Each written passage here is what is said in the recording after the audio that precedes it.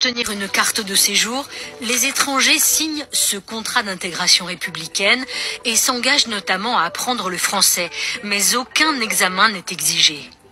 Avec la loi immigration, ils devront désormais passer et réussir une épreuve écrite. Pour un titre de séjour de 2 à 4 ans, il faudra valider le niveau collège. Pour une carte de 10 ans, le niveau lycée.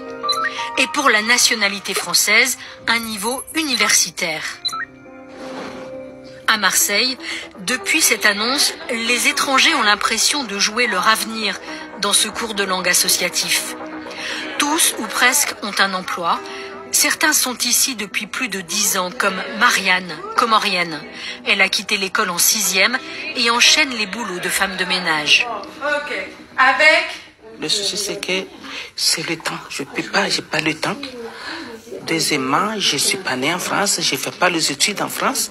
J'ai pas le niveau nécessaire. C'est ça le problème. Il y a des gens qui parlent très bien français, qui communiquent tous les jours dans leur travail, pour la santé, pour plein de choses, mais qui vont pas réussir cet examen. Une forme d'inquiétude et d'angoisse un petit peu, quoi. D'être ici depuis peut-être parfois des années, peut-être 10 ans, 15 ans, avoir déjà eu des titres de séjour et là se dire en fait cette fois-ci on pourra pas l'avoir. Les conséquences sont bien réelles. Si au bout de 3 ans, ils n'ont pas atteint le niveau collège, avec la nouvelle loi, ils deviendront expulsables. Le ministère de l'Intérieur a même fait ses calculs. Près de 20 000 immigrés risquent de perdre leur titre de séjour et 40 000 se verront refuser la carte de résident. Dans le même temps, le nombre d'heures de cours proposées est en baisse. Nous avons pu récupérer ces échanges de documents de l'Office français pour l'immigration.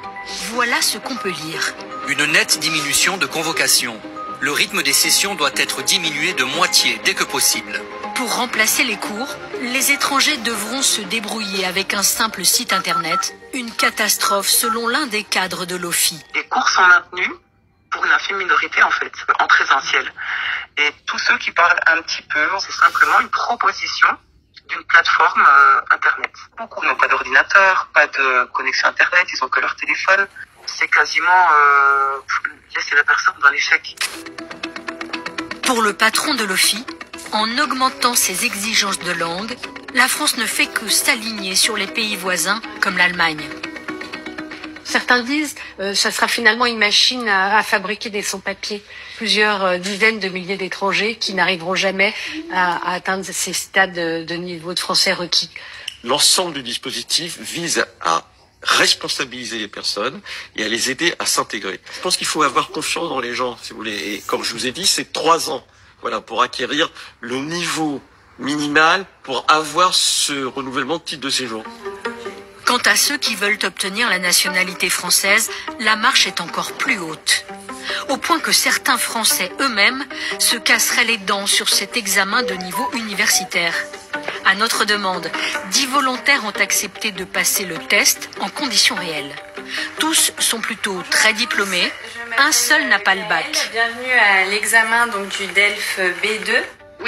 Pendant 1h30, ils vont notamment plancher sur des questions à partir d'enregistrements audio. Et manifestement, ce n'est pas une partie de plaisir. Les robots émotionnels ont de plus en plus de succès auprès des enfants. Voilà, on demande est-ce qu'un robot émotionnel est capable d'interpréter les émotions, de provoquer des émotions ou de manifester des émotions.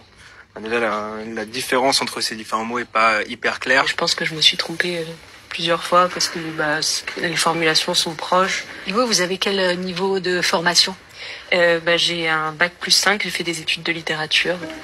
On a ramassé les copies et après correction sur les 10, 5 n'ont pas la moyenne à l'écrit mais compensent à l'oral et 2 ont même raté l'examen pour obtenir leur propre nationalité.